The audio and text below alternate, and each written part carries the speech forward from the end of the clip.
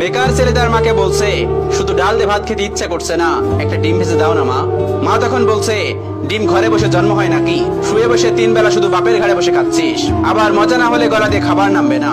নবাব দাদা জন্ম হয়েছে ঘরে, অকর্মা, এত বড় হয়েছে তাও কোনো কাজে খাটে না।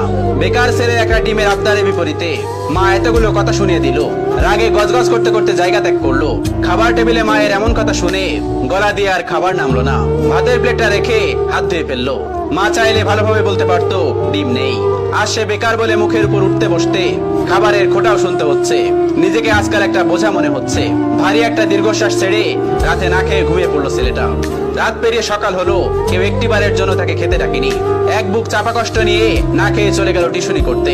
এটি দিয়ে হাত খরচ চালায় ছেলেটা। আজ চাকরিওয়ালা বড় ছেলে বাড়িতে এসেছে। যে ঘরে বেকার ছেলের জন্য একটা ডিম ছিল না, সেই ঘরে আজ বাহারি আয়োজন করেছে মা। দুপুরে বড় ছেলেকে যত্ন করে খেতে দিল মা। ওই সময় অভিও এসেছে বাড়িতে। মা তাকে একটিবার অব্দি খেতে ডাকলো না। পেটের ক্ষুধা জানে এক প্লেট ভাতের জন্য কত কটু কথা সহ্য করে নিতে হয়। বেকার ছেলেটা সকল কষ্ট চাপা রেখে নির্লজ্জের মতো ভাইয়ের পাশে এসে খেতে বসলো। মা ভাই হয়তো একটু বিরক্ত হলো তার আগমনে। মা দুই ছেলেকে ভাত দিল, তবে বড় বড় মাছের টুকরো গুলো এবং মাংসের টুকরো গুলো চাকরিওয়ালা ছেলের থালাতে উঠলো। অভি মাথা নিচু করে এক থালা কথা নামক খাবার হজম করছে। আর সেই ফাঁকে মা বড় ছেলের ভাতের নিচে বড় সড়ক একটা চিংড়ি গুজে দিল, যা চোখ এড়ালো না বেকার ছেলেটির। কে বলল বাবা মায়ের ভালোবাসা সব সন্তানের জন্য সমান হয়? এই যে মায়ের ভালোবাসায় কত ব্যবধান, এই কষ্টগুলো কাউকে বলা যায় না, আর সহ্য করা যায় না। আজ তারও একটা চাকরি হলে মা তাকেও নিশ্চয়ই এভাবে এক্সট্রা খাতির যত্ন করতো। কথায় কথায় মন্দ বলতো না। হঠাৎ চোখের কোনায় দুফোঁটা জল চিকচিক করছে ছেলেটা। সাথে সাথে খুব গোপনে তা লুকিয়ে প্লেটের ভাতগুলো চুপচাপ খেয়ে নিল। বিষণ্ণ মনটা নিয়ে শুয়েছে ছেলেটা কিছুক্ষণ। এরই মধ্যে মুঠোফোনটা বেজে উঠলো। তার প্রিয় মানুষটি ফোন দিয়েছে।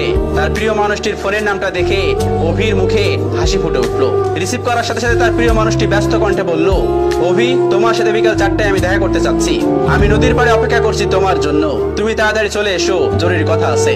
অভির হাসি মুখটা চুপসে গেল এক নিমিষেই। পকেটটা একেবারে শূন্য। টিউশনির টাকা পেতে এখনো 10 দিনের মতো লাগবে। নিজের কাছে গাড়ি ভাড়াটাও নেই। তবুও মৃত্যু হেসে তার প্রিয় মানুষটাকে বলল, ঠিক আছে, আমি আসছি। অভি সাথে সাথে রেডি হয়ে নিল। ভয়ে ভয়ে বাবার রুমে গিয়ে ভীতু কণ্ঠে বলল, আব্বা। বাবা তখন বললেন, হ কোন সাহেব, গায়ে বাতাস লাগাতে যাচ্ছেন বুঝি? বাবার ঠেস মারা কথা গায়ে মাখলো না অভি, বরং অনুনয় করে বলল, আমাকে 100 টাকা দিবেন আব্বা, খুব আর্জেন্ট দরকার। বাবা তখন বলল, টাকা তো আর গাছে ধরে না যে তোকে ছিঁড়ে ছিঁড়ে দিব। নিজে কামাই করতে পারিস না?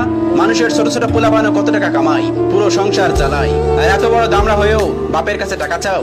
এই লজ্জা করে না তোর? তুই সারাদিন গায়ে বাতাস লাগায় বেড়াবি, আর প্রত্যেক দিন তোর আমি টাকা দিব? অনেক তো বসায় বসায় খাওয়াইছি, আর না।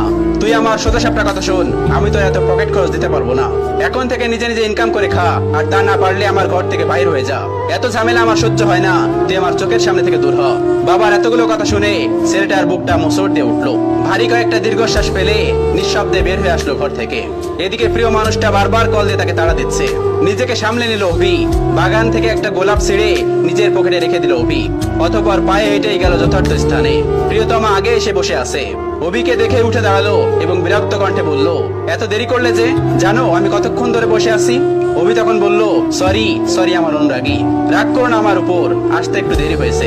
প্রিয়তমা তখন বলল, চুপ করো, চুপ করে থাকো, নিশ্চয় টাকা ছিল না? নিশ্চয় পায়ে হেঁটে এসেছো? অভি তখন মাথা নিচু করে ফেললো।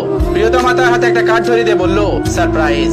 ছেলেটা তখন বলল, কি এটা, কিসের কার্ড? তখন তার প্রিয়তমা তাকে বলল, এটা আমার বিয়ের কার্ড, ফার্স্ট আমি তোমাকেই দিলাম, এসো কিন্তু তুমি কিন্তু একদমই মিস করবে না। ছেলেটি তখন বলল, মানে কি বলছো তুমি, সত্যি বলছো? মেয়েটি তখন বলল, হ্যাঁ সত্যি বলছি। অভি কাপা কাপা হাতে কার্ডটি খুলে দেখে নিল। তার বুকের বাঁ পাশটায় চিনচিন করে ব্যথা করছে। কাপা কাপা কণ্ঠে জানতে চাইলো, 3 বছরের সম্পর্কের, তবে আজই কি ইতি কথা? প্রিয়তমা তখন জোর কণ্ঠে বলে উঠলো, হ্যাঁ। ছেলেটি তখন বলে উঠলো, আচ্ছা ভালোবাসতে না আমায়? তুমি এত স্বাভাবিক, কষ্ট হচ্ছে না তোমার? কি করে পারবে তুমি আমাকে ছাড়া অন্য কাউকে বিয়ে করতে? প্লিজ প্লিজ এমন করো না, বলো এসব মিথ্যে। আমি তোমাকে ভালোবাসি, তোমাকে ছাড়া আমি কিভাবে থাকবো বলো?